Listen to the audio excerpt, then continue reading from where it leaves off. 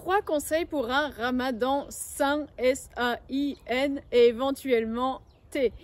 Comment faire en pratique? Premier conseil que je vais vous donner, c'est un conseil qui vient du mot religion, en fait, qui est religare en latin, ça veut dire se relier. Donc, premier conseil que je vais partager avec vous, et c'est un conseil sûrement que vous savez mieux que quiconque en tant que croyant ou croyante, c'est vous relier. Relier entre le ciel et la terre. L'homme est entre la terre et le ciel, ce qui veut dire que je vous invite vraiment, si vous habitez en ville, à aller dans la nature, trouver un parc. Si vous habitez à la campagne, c'est beaucoup plus pratique.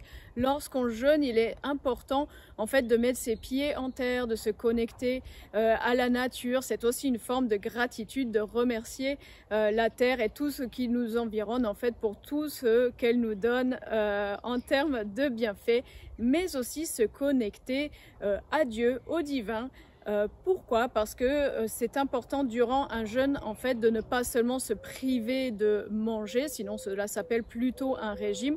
Le jeûne a vraiment une portée autant physique qu'émotionnelle, psychologique que spirituelle. Donc ça, je pense que vous savez le faire mieux que quiconque, c'est vous connecter à Dieu, au divin, prendre du temps vraiment pour vous centrer sur vous dans cette vie très active, très frénétique, de prendre du temps vraiment en nature, prendre du temps pour vous, prendre du temps pour prier, pour méditer, c'est hyper important et ça, je pense que vous le faites déjà. Deuxième conseil que je peux vous donner pour passer un ramadan sain, c'est de bien vous hydrater à la rupture du jeûne, à l'iftar.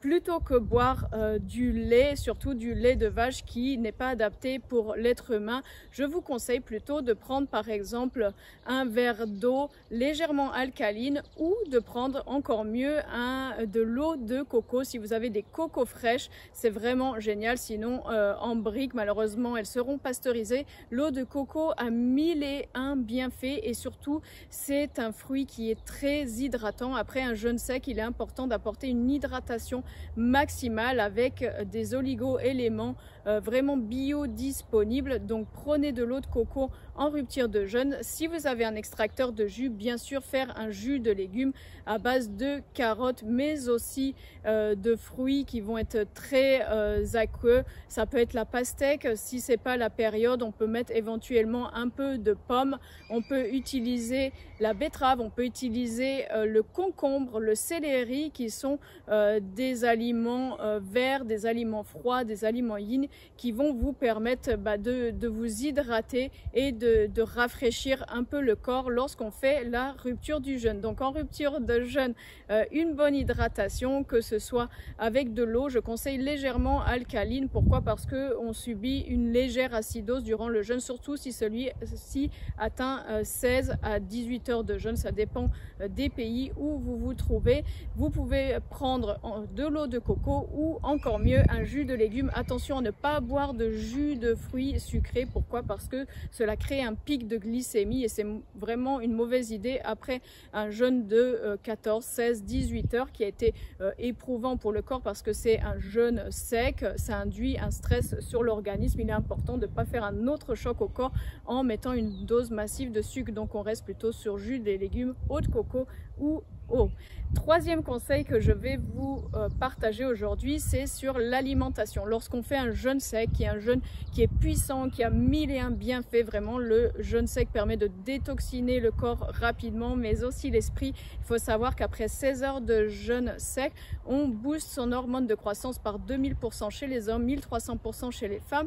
C'est un jeûne qui permet de perdre du poids rapidement et durablement. C'est aussi un jeûne qui est conseillé pour faire une détoxication hormonale, une régénération hormonale. Donc c'est vraiment un jeûne qui est très bénéfique, surtout pour les personnes qui sont plutôt de profil sanguin pléthorique en naturopathie, plutôt des personnes qui sont carrées, assez fortes. Les personnes qui souffrent de surpoids vont bénéficier de ce jeûne sec parce que ça va mettre en action le corps, ça va activer la circulation sanguine, la circulation lymphatique. Donc c'est vraiment génial pour ces personnes. Les personnes qui sont plutôt maigres, plutôt minces comme moi, le jeûne sec est plus éprouvant, bien qu'un jeûne intermittent de 14-16 heures se fait assez facilement, d'où l'importance de bien se réalimenter le soir. On évite tout ce qui est lourd, on évite les sucres raffinés, on évite de mettre beaucoup de sel bien sûr, et on évite surtout les céréales. Pourquoi? Vous avez dû le remarquer lorsque vous jeûnez, si vous prenez un gros plat de riz le soir, pire si vous mangez des sushis par exemple, le lendemain vous allez avoir du mal à jeûner, vous allez avoir soif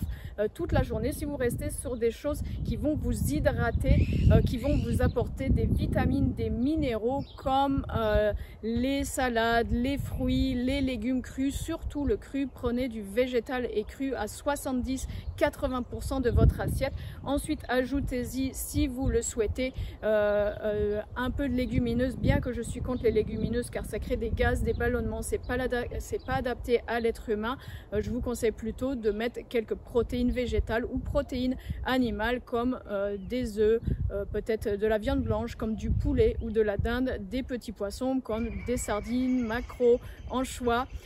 Voilà ce que vous pouvez faire avec beaucoup de légumes, beaucoup de crus, un peu de légumes cuits. Évitez au maximum les céréales, vraiment prenez-en une petite portion et prenez plutôt des céréales sans gluten, plutôt des choses légères. Si vous voulez une cracotte ou deux par exemple de sarrasin avec votre repas, pourquoi pas, mais évitez vraiment de vous faire un plat de pâtes, un plat de riz, parce que le lendemain le jeûne va être encore plus dur et ça va faire un stress supplémentaire à votre corps. Surtout que le but du jeûne sec, ça va être d'éliminer les glaires, les cols, le mucus, et les céréales créent ce mucus. Donc vous faites un jeûne sec pendant 28 jours, un jeûne intermittent sec qui va vous permettre d'éliminer beaucoup de toxines, beaucoup de colle, beaucoup de mucus, beaucoup de glaires. Ça va vraiment assainir la sphère hépatique, la sphère intestinale, la sphère pulmonaire aussi. Donc il ne sert à rien de remettre des céréales. Donc mon conseil, c'est vraiment 70 à 80% de cru, de végétal,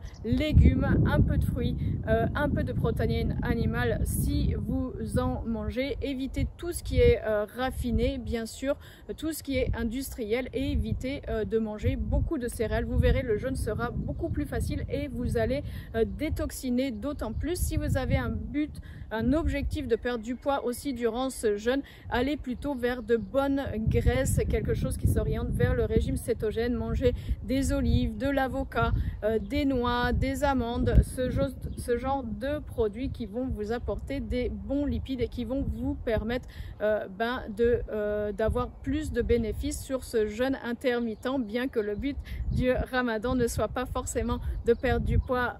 C'est un jeûne qui est religieux à la base, mais je sais que de nombreuses personnes en profitent un peu pour réguler tous les excès de l'année.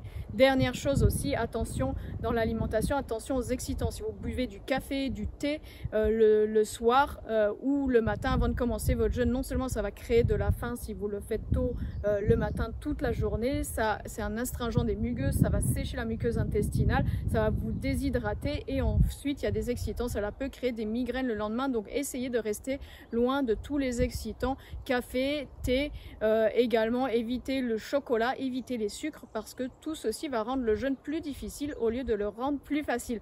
Faites l'expérience cette année d'un Ramadan basé sur une alimentation vraiment adaptée à l'être humain, basée majoritairement sur le cru, sur le végétal, et vous allez voir une différence énorme. Nous sommes en plus en période de printemps. Lorsque le Ramadan se passe au printemps ou à l'automne, c'est une période de détoxination naturelle du corps. Donc profitez-en pour aider votre corps à bien détoxiner. Prenez éventuellement des infusions, par exemple de pissenlit ou de romarin, qui vont aider le foie à détoxiner. C'est bien d'aider le foie. Vous avez aussi des produits complémentaires pour aider le foie que vous pouvez prendre avant la période de jeûne, une semaine avant, puis pendant le jeûne, pendant les premiers jours. Vous en avez beaucoup, des différents sur internet. Moi j'utilise souvent Hepato de chez Jousia, j'utilise le Desmodium que je prends chez La Royale, j'utilise aussi les gélules de Chardon-Marie qui a plutôt un rôle protecteur. Prenez des choses pour votre foie quelques jours avant, voire les premiers jours du jeûne, pour aider le foie à bien fonctionner durant ce jeûne, et vous allez avoir des résultats extraordinaires et aussi un bien-être incroyable. Cela va se voir sur vous, mais aussi vous allez rayonner sortirez à l'extérieur et tout le monde vous demandera le secret pour avoir l'air aussi en forme. Je vous souhaite un bon Ramadan, Ramadan Moubarak comme on dit, et une belle journée.